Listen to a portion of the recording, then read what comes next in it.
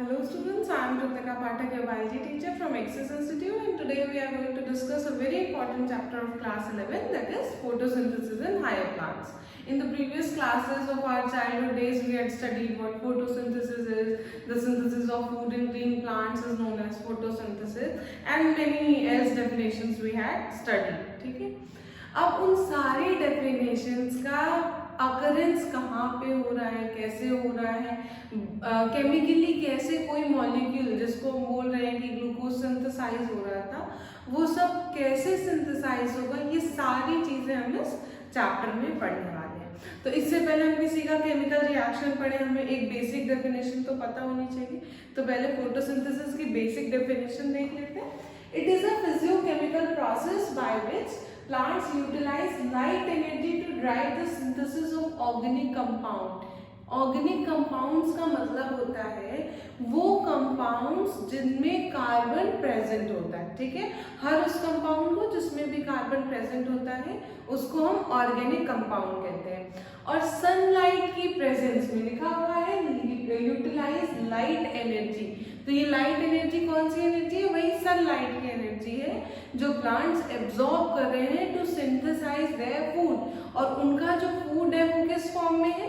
एक organic compound के form में है। That means the food is containing carbon compounds, ठीक है। It is a physiochemical process. अब ये फिजियोकेमिकल क्यों लिखा हुआ है? देखो, फिजिकली प्लांट्स में कुछ ऐसे केमिकल रिएक्शंस हो रहे हैं, इसलिए इसको फिजियोकेमिकल प्रोसेस कह रहे हैं। अब उन केमिकल रिएक्शंस के लिए ऑब्वियस ही बात है, हमने केमिस्ट्री में पढ़ा है ना कि कोई भी केमिकल रिएक्शन होगा तो पहले रिएक्टेंट्स चाहिए, फिर प्रोडक्ट्स बनते हैं। तो जब ये प्रोडक्ट बन रहा है तो उससे पहले कुछ रिएक्टेंट्स भी होंगे। तो रिएक्टेंट्स क्या है? कार्बन डाइऑक्साइड और वाटर, ठीक है। एक बैलेंस्ड केमिकल इक्वेशन, बचपन में जो हम पढ़ते थे वो बैलेंस्ड केमिकल इक्वेशन नहीं होती थी, लेकिन अब क्लास 11th के लेवल पे हमें एक बैलेंस्ड केमिकल इक्वेशन याद होनी चाहिए कि रिएक्टेंट्स में सिर्फ हम ये नहीं बोल सकते कि carbon dioxide and water in the presence of sunlight and chlorophyll forms glucose molecule, that's it. इतना ही हमें याद कराया जाता था। बट 11th के लेवल पे आपको एक फोटोसिंथेसिस की बेसिक डेफिनेशन के साथ साथ उसकी बैलेंस्ड केमिकल रिएक्शंस भी याद होनी चाहिए। तो लिखा हुआ है 6CO2 यानी कि कार्बन डाइऑक्साइड के 6 मॉलिक्यूल्स वाटर के 12 मॉलिक्यूल्स के साथ रिएक्ट करके in the presence of chlorophyll and sunlight they form C6H12O6। ये C6H12O6 ही ग्लूकोज का फॉर्मूला है। उसके बाद 6O2 को रिलीज आउट कर रहे होते हैं और ये 6H2O बच जाता है। ये H2O ट्रांसपिरेशन के थ्रू प्लांट्स जो है वो लूज कर देते हैं। बात करते हैं ट्रांसपिरेशन क्या है। याद आ रहा होगा पिछली क्लासेस में हमने पढ़ा हुआ है, transpiration is the loss of water vapour from the stomata, ठीक है। तो ये जो ये 6CO2 बच रहा है फोटोसिंथेसिस के बाद, ये 6H2O का मॉलिक्यूल जो बच रहा है वो 6H2O का मॉलिक्यूल ट्रांसपिरेशन के थ्रू प्लांट से वेपराइज हो जाएगा, प्लांट से एक्सक्रीट आउट हो जाएगा, ठीक है।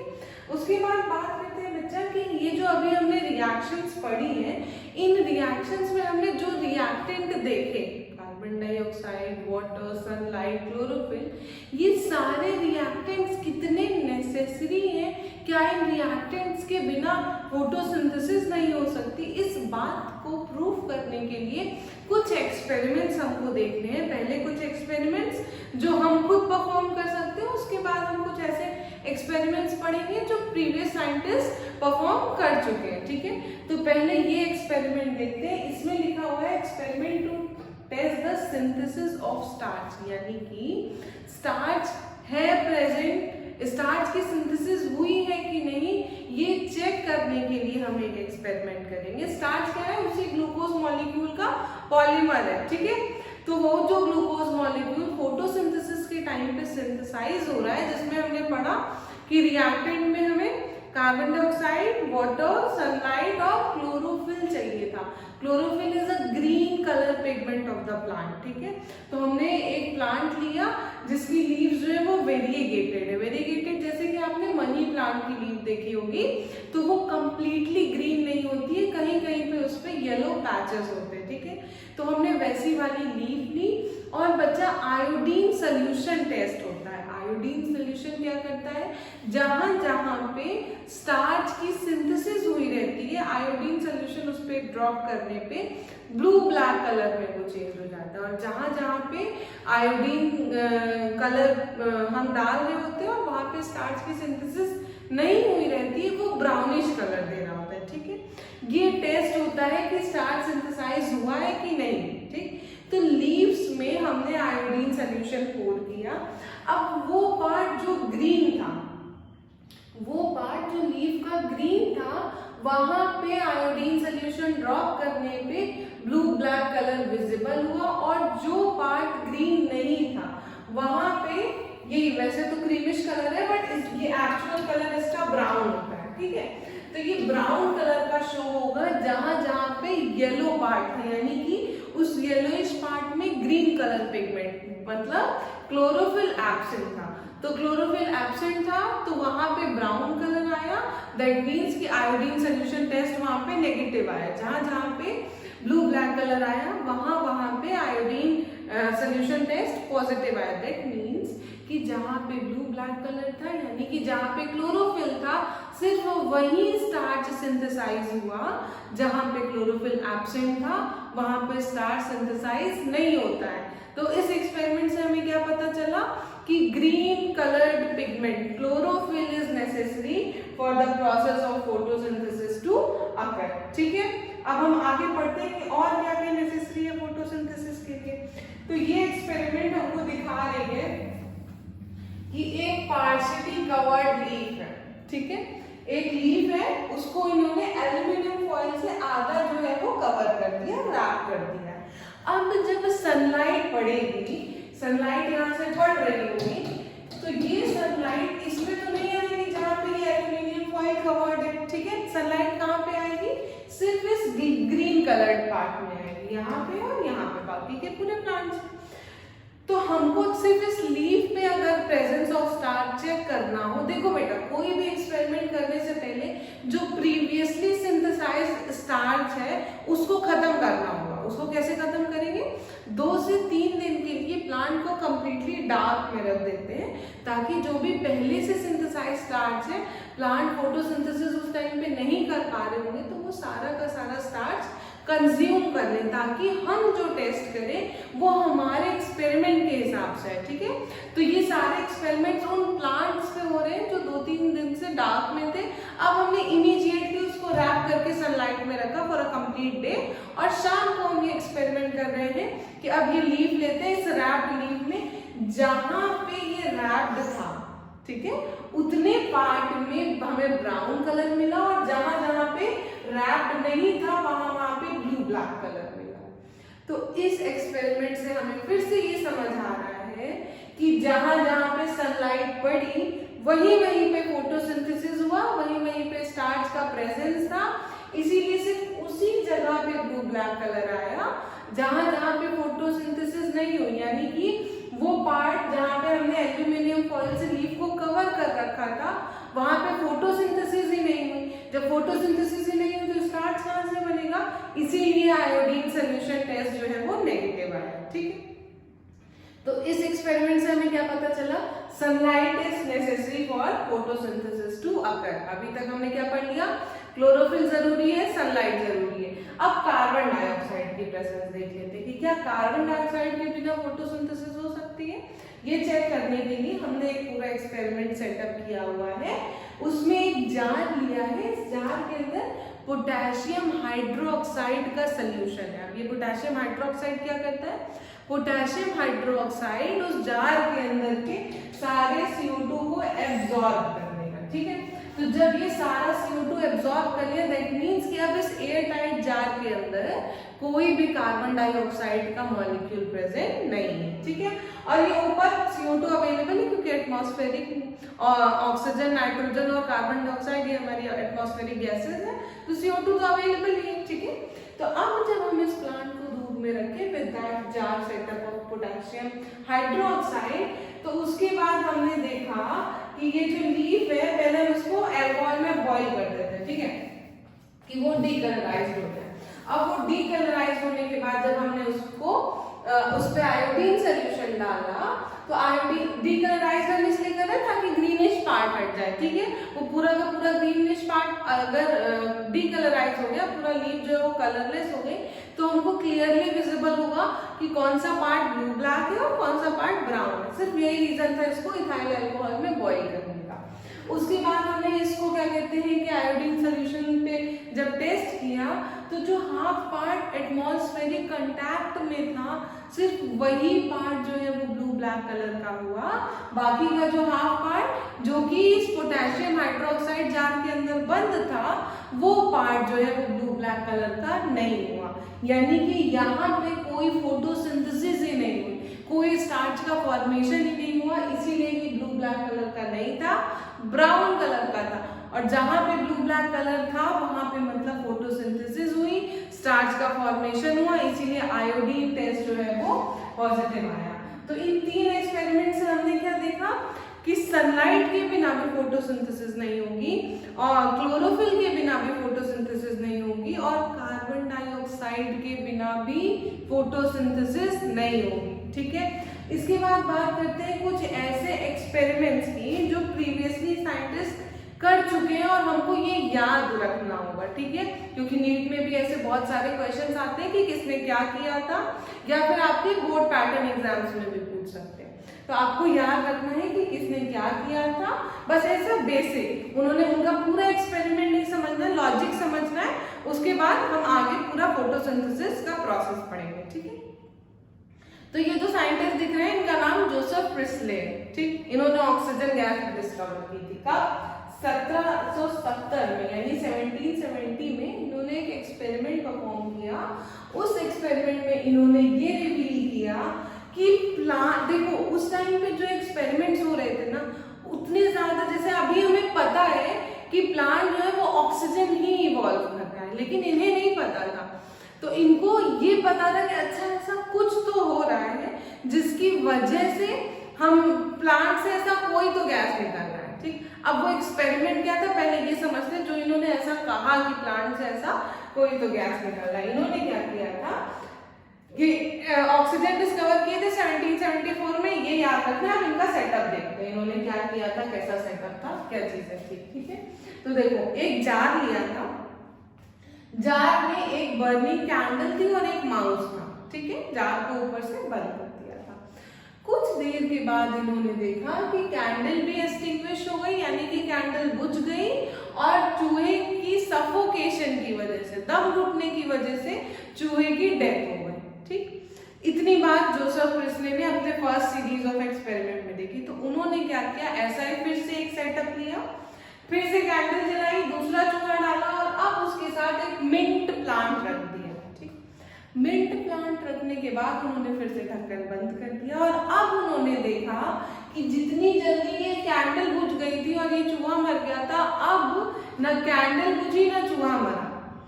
तो उन्होंने ये कंक्लूजन निकाला कि ये प्लांट ऐसी कोई तो गैस रिवील कर रहा है जो गैस इस चूहे को सरवाइव करने में, इस कैंडल को जलते हुए रहने में हेल्प कर रही है। और जो गैस ये कैंडल छोड़ी थी पहले वाले एक्सपेरिमेंट में या ये चूहा ने रिलीज किया था, वो वाली गैस को ये प्लांट रीस्टोर भी कर रहा है, क्योंकि ये वही गैस थी जिसका चूहे के दम घुटने की वजह से डेथ हो गई और कैंडल भी बुझ गई थी, लेकिन वही गैस ये प्लांट रीस्टोर कर ले रहा है, जिसकी वजह से न चूहा की डेथ हो रही है और ना ही कैंडल बुझ रही है, ठीक है। तो जोसेफ प्रिस्ले इस हाइपोथेसिस पर पहुंचे कि plant restores the air whatever breathing animals and burning candles remove. अब ये व्हाटएवर क्या था, ये उन्हें 1774 में पता चला, जब उन्हें पता चला उस गैस का नाम एग्जैक्टली उन्होंने ऑक्सीजन को डिस्कवर किया कि प्लांट से ऑक्सीजन गैस निकल रही। 1770 में दिस हाइपोथेसिस वाज कि whatever the plant is releasing, लेकिन 1774 में जोसेफ प्रिस्ले ने ऑक्सीजन को डिस्कवर कर लिया था, ये बात याद रखनी है, ठीक है। उसके बाद हम नेक्स्ट एक्सपेरिमेंट पढ़ते हैं जैन इंगेनहाउस का।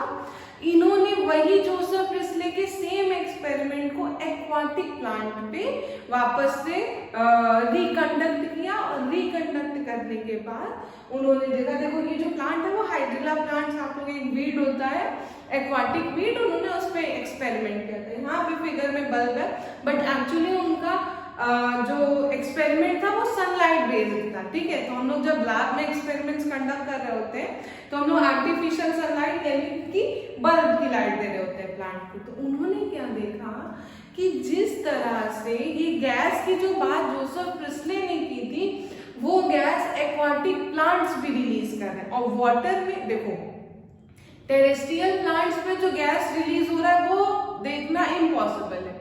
मैं ये नहीं कह रही हूँ कि वाटर के अंदर ऑक्सीजन गैस विजिबल होगी, नो, लेकिन अगर लीफ से कोई गैस निकल रही होगी तो जब कुछ भी पानी के बाहर निकलता है तो एक बबल का फॉर्मेशन होता है, और वो बबल ऊपर उठता हुआ पानी से बाहर जाता है।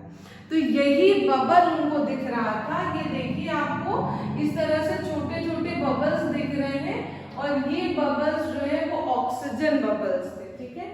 जैसे सनलाइट है वाटर प्लांट के अंदर, ये तो एक्वाटिक प्लांट है तो वाटर की कोई कमी है नहीं, कार्बन डाइऑक्साइड डिसॉल्व्ड है वाटर में, तो इसकी हेल्प से उन्होंने, और ग्रीन प्लांट से तो क्लोरोफिल भी है, ये प्लांट फोटोसिंथेसिस करेगा। फोटोसिंथेसिस के बाद जो ये ऑक्सीजन बबल्स बन रहे हैं ये ऊपर की साइड आ रहे हैं, और इसी तरह से जैन इंडियन हाउस ने अपने एक्सपेरिमेंट को इलैबोरेट किया। उन्होंने बोला कि सनलाइट तो बहुत एसेंशियल है, ठीक है, सनलाइट इस एयर को, वो जो उन्होंने एक्सपेरिमेंट किया था जोसेफ प्रिस्ले का, उसी एक्सपेरिमेंट को रिकंडक्ट किया कि सनलाइट के प्रेजेंस में अगर फोटोसिंथेसिस हो रही होगी तो जो वो चूहा ब्रीद इन कर रहा था वो यही ऑक्सीजन को ब्रीद इन कर रहा था, जिसकी वजह से उसकी सफोकेशन की वजह से डेथ नहीं हुई। जब तक मिंट प्लांट नहीं था तब तक उसकी डेथ हो जा रही थी। तो ये चीज उन्होंने फिर से प्रूव की, और इस एक्सपेरिमेंट में उन्होंने बताया कि एक्वाटिक प्लांट्स को अगर हम ब्राइट सनलाइट में रखें तो स्मॉल बबल्स प्रोड्यूस होंगे, और ये बबल्स जो है वो कौन से बबल थे, ऑक्सीजन बबल्स थे। लेकिन ग्रीन पार्ट्स, इन्हीं ग्रीन प्लांट्स को अगर हम अंधेरे में रख दें, जैसे ये सनलाइट एब्सेंट कर दे, तो ये बबल्स नहीं निकलेंगे। तो इससे क्या पता चला कि photosynthesis can not take place in dark. Photosynthesis सिर्फ और सिर्फ लाइट सुबह होती है, सनलाइट की प्रेजेंस में हो रही होती है, ठीक है। उसके बाद बात करते हैं जूलियस वॉन सच के एक्सपेरिमेंट की। इन्होंने बताया कि जो फोटोसिंथेसिस हो रही है वो किसी ग्रीन कलर के ही पार्ट पे हो रही है, और इस ग्रीन कलर के अंदर भी कुछ ऐसी स्पेशल बॉडीज हैं जिसमें फोटोसिंथेसिस हो रही है, ठीक है। पूरे के पूरे प्लांट में फोटोसिंथेसिस नहीं हो रही है, ब्राउन पार्ट्स में नहीं हो रही है, सिर्फ ग्रीन पार्ट्स में हो रही है। अब बाद में हमें पता है कि वो जो ग्रीन पार्ट्स हैं वो क्लोरोफिल है, क्लोरोफिल के अंदर क्लोरोप्लास्ट है, उसी क्लोरोप्लास्ट में क्या कहते हैं फोटोसिंथेसिस हो रही है। लेकिन उस टाइम पे बस उनको इतना पता था कि जितने भी लीव्स की ग्रीन पार्ट्स हैं वहीं पे फोटोसिंथेसिस हो रही है। उन्होंने बोला कि जहां जहां पे ग्रीन पार्ट्स है वहां पे ग्लूकोज बन रहा है, और उसी की वजह से प्लांट जो है वो ग्रो हो रहा है। ग्लूकोज स्टार्च के फॉर्म में यूज होता है, ये हमने अभी पिछले एक्सपेरिमेंट में बताया था कि ग्लूकोज का ही जो पॉलीमर है वो स्टार्च है, ठीक है। और ये स्टार्च स्टोर कहाँ पे हो रहा है, ये इसी ग्रीन पार्ट्स के प्लांट सेल्स में ही स्टोर हो रहा है। अब उन स्पेशल बॉडीज को अब हम क्लोरोप्लास्ट और क्लोरोफिल कह रहे हैं, लेकिन उस टाइम पे जूलियस वॉन सच को नहीं पता था कि इसका नाम क्या है। हम पढ़ने जा रहे हैं वो एंगलमैन्स का है। एंगलमैन वो फर्स्ट साइंटिस्ट थे जिन्होंने स्पेक्ट्रा का यूज किया था इस फोटोसिंथेसिस को डिफाइन करने के लिए, ठीक है। हमने स्पेक्ट्रम जो टर्म है वो क्लास 10th में भी पढ़ा होगा। उसमें क्या था कि कोई भी प्रिज्म से जब व्हाइट लाइट पास होती है, ठीक है, जब किसी भी प्रिज्म से, सपोज करो ये प्रिज्म है और यहाँ से व्हाइट लाइट है, चलो मैं व्हाइट कलर से बना देती हूँ, व्हाइट लाइट आ रही है, तो प्रिज्म से पास होने के बाद वो लाइट जो है वो 7 डिफरेंट कलर्स में स्पेक्ट्रा में वो रेडिएट हो जाती है, ठीक है। हम उसके कलर को शॉर्ट में ऐसे लिख देते थे, ठीक। तो इन्होंने क्या किया, इन्होंने उसके सामने एक कल्चर प्लेट ली, उसमें क्लैडोफोरा को कल्चर किया, ठीक है। Cladophora is a green element, तो ग्रीन एलिमेंट तो फोटोसिंथेसिस तो करेगी, ठीक। तो अब जब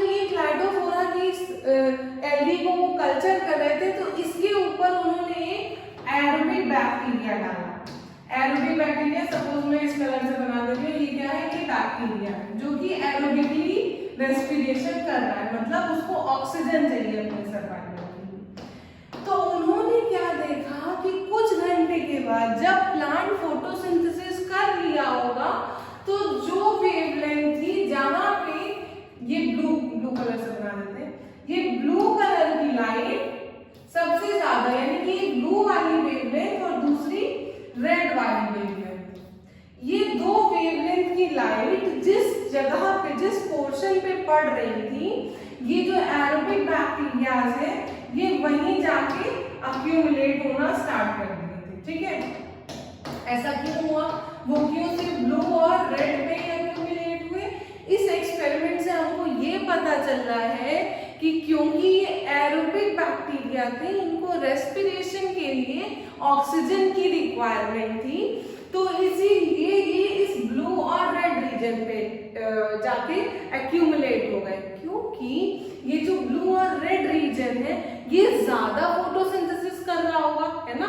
जो ज्यादा फोटोसिंथेसिस करेगा वो ज्यादा ऑक्सीजन भी इवॉल्व करेगा, जो ज्यादा ऑक्सीजन इवॉल्व करेगा वहां पे ही तो एरोबिक बैक्टीरिया जाके एक्यूमुलेट होके आएगा, क्योंकि उसको ऑक्सीजन चाहिए अल्टीमेटली। हर लिविंग ऑर्गेनिज्म को ऑक्सीजन चाहिए, जहां ऑक्सीजन है, जहां उसकी लिविंग ज्यादा इजिली पॉसिबल है, वो वहीं जाएगा ना, वो क्यों बीच में रहेगा जब यहाँ पे ऑक्सीजन कम है।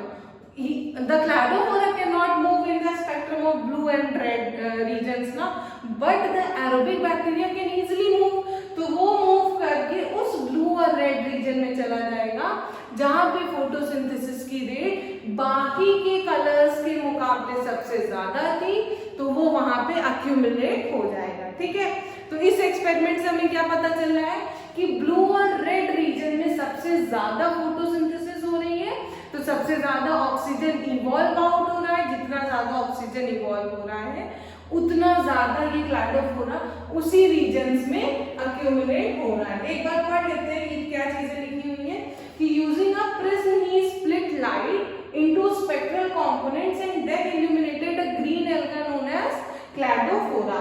उन्होंने प्रिज्म लेके व्हाइट लाइट को इल्यूमिनेट किया, उससे स्पेक्ट्रम में जब पास किया तो ये क्लैडोफोरा जो उनके सस्पेंशन सॉल्यूशन में प्रेजेंट था, उसके साथ साथ एक एरोबिक बैक्टीरिया को भी कल्चर किया। अब वो एरोबिक बैक्टीरिया क्या करते हैं, वो वही डिटेक्ट हो रहा था जहां पे ऑक्सीजन इवॉल्व ज्यादा हो रहा था, और जो ऑक्सीजन ज्यादा इवॉल्व हो रहा था वो कौन से रीजन में था, ब्लू और रेड लाइट के रीजन में था। तो ये जो है ये first section spectrum of photosynthesis इस तरह से डिस्क्राइब हुआ था, और इससे हमें पता चलता है कि जो एब्जॉर्प्शन स्पेक्ट्रम है फोटोसिंथेसिस का और क्लोरोफिल का, वो क्लोरोफिल ए, और देखो क्लोरोफिल दो तरह के होते हैं, चार तरह के होते हैं, बट ग्रीन प्लांट्स में हम ए बी पढ़ रहे हैं। ठीक है, बाकी हमने एलडी में पढ़ रखा है, A B A C A D.